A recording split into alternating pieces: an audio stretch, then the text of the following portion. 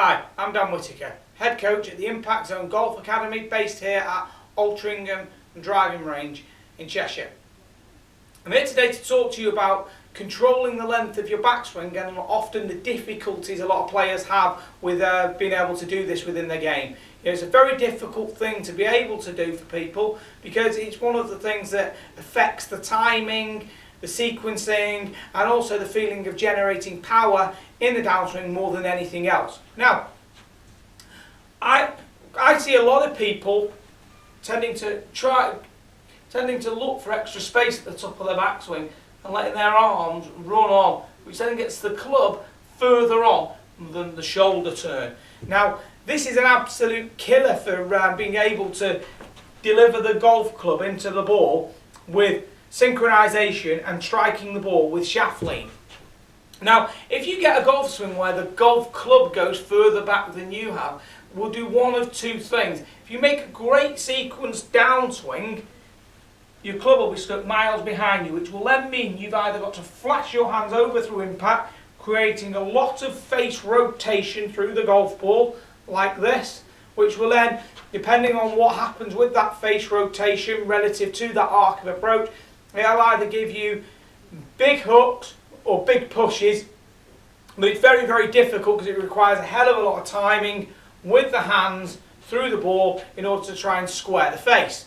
The other option is that from the top the arms will come over and steepen to get the arms back in sync with the body, and then that will give you an out to in path, which will then give you either a pull or a big weak cut. This is all going to be dependent on what is happening to that face relative to that arc.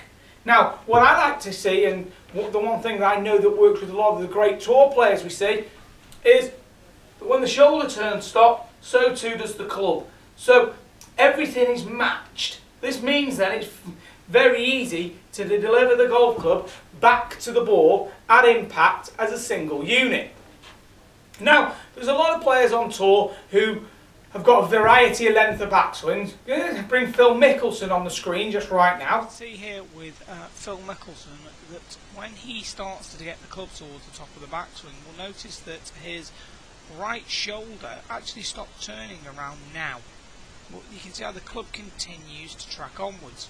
So we can see that if we count this in the frames, this is 1, 2, 3, 4, 5, 6 frames of run on right here. Now as he moves forward, see the head slightly goes forwards and he has to back out of it and cross the hands over quite excessively through the golf ball in order to try and square it. So he's had to do a few things, stall the body and then sling the arms in order to square the face. Now he's got an unbelievable talent, but this isn't going to work every single time for, you know, every single player. So I don't think that this is the best way to reliably square the face day in, day out, particularly when the swing is getting as long as this. Now, we've just seen there with Phil, his backswing gets very long at the top, okay, and creates a big overswing, and it requires a lot of timing with the hands coming through the golf ball of impact. Now, Phil's one of the players on tour with the most amount of talent, and he struggles to make that work week in, week out. When he's on, he'll win, but at times he can spray the golf ball quite badly with the driver. This is because he has to learn to time the hands, the arms and the club through the ball. Now, we have a look at someone at the opposite end of the spectrum, who is Jason Duffner. You can notice now here with Jason Duffner from the front view, what we'll see is when this left shoulder comes to a halt, so too does the club stop. Now, this is synchronization at its very, very best. So he stops the shoulder stretch at the same time as the club stops moving. Okay, we'll have a look at it from down the line, and we notice that once the shoulders stop moving, the club stops at the exact same moment. This then allows him to make a movement through the ball where he doesn't have to stop the turn, the arms are able to freewheel through with him.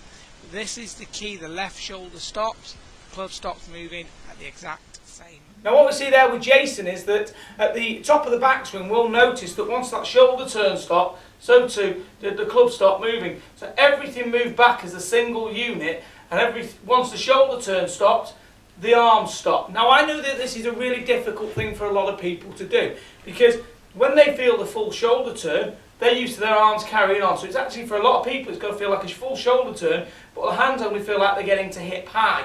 This is probably a good feeling for a lot of people. The problem is they feel like they've got no time on the downswing to generate power or get the club back to the ball. So it's quite a difficult thing for people to do. I often see people say that with a shortened move, they feel that they hit it just as far, okay, but what is actually happening is their half swing is actually a full backswing. Now, what we want to see is, we want to see that when the left shoulder stretches to a hole, there is a stretch down the left lat, down the left side, and into the left scapula. Now when that comes to a hole, the club should stop moving at the exact same moment. This will give a synchronized backswing. Something else that really is a great feeling is the feeling of the right palm pushing on the left thumb, giving some extensor action, giving some width to the top of the swing. This will help keep it shorter because it's going to help with the width.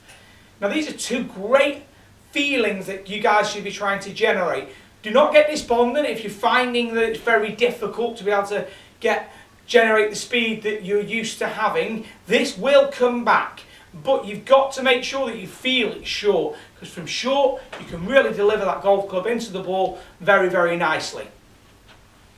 I really hope you've enjoyed this chat about shortening the backswing and the synchronization. It's one of the keys that I see with a lot of the tour players these days. You see a full shoulder turn and making sure that that backswing is remaining short. You often see what looks like a three-quarter arm swing, but with over a 90 towards 100, 110 degrees of shoulder rotation with a short arm turn, meaning that everything is matched.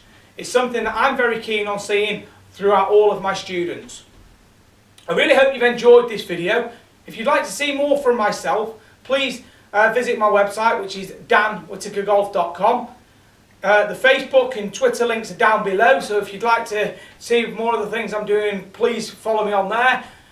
If you want to see what we're doing down at the academy, that's altringamgolf.com, and I look forward to talking with you again very soon and helping you with your golf game. Thanks a lot.